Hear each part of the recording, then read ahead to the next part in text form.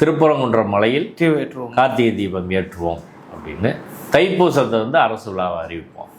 இது ரெண்டுமே ரொம்ப ரொம்ப ஆபத்தான விஷயம்.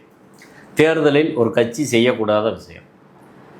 இந்திய அரசியல் சட்டப்படி இந்தியா ஒரு மதச்சார்பற்ற ஜனநாயக சோசலிச குடியரசு.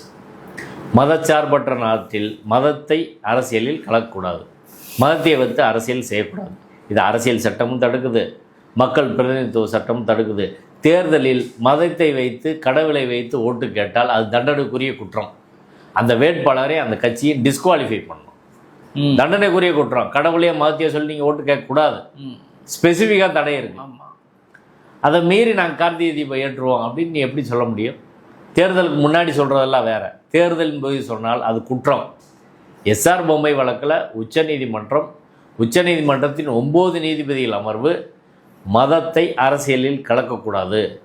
எந்த ஒரு தனிநபரோ அரசியல் கட்சியோ அமைப்போ இயக்கமோ நிறுவனமோ இந்திய அரசியல் சட்டத்தை ஏற்றுக்கிட்டு தான் இருக்கிறீங்க.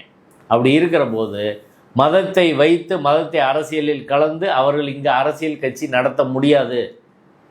அது தனியாக ஒரு டாபிக் போட்டு அந்த ஜட்ஜ்மெண்ட் எழுதியிருக்கிறாங்க. இப்போ எஸ்ஆர் பொம்மையின் உச்சநீதிமன்றத்தின் 9 நீதிபதிகள் அமர்வு தீர்ப்பு சொல்லியிருக்கிறாங்க. திருப்பரங்குன்றத்தில் இவங்க என்ன தீபம் ஏற்றுறாங்க? ஏற்கனவே அங்கே தீபம் ஏற்றிக்கிட்டு தானே இருக்காங்க.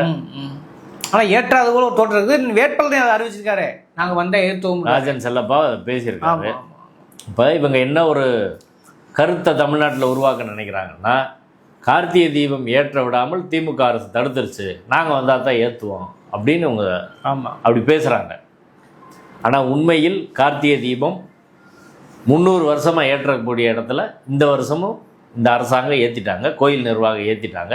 அதில் எந்த பிரச்சனை இல்லை அப்படின்றது மக்களுக்கு போய் சேரலை. இப்போ நான் திரும்பவும் சொல்கிறேன், வருஷம் கார்த்திகை தீபம் ஏற்றும் இடத்தில் இந்த வருடமும் பாரம்பரியமாக ஏற்றுற இடத்துல கார்த்திகை தீபம் கோயில் நிர்வாகம் ஏற்றிட்டாங்க.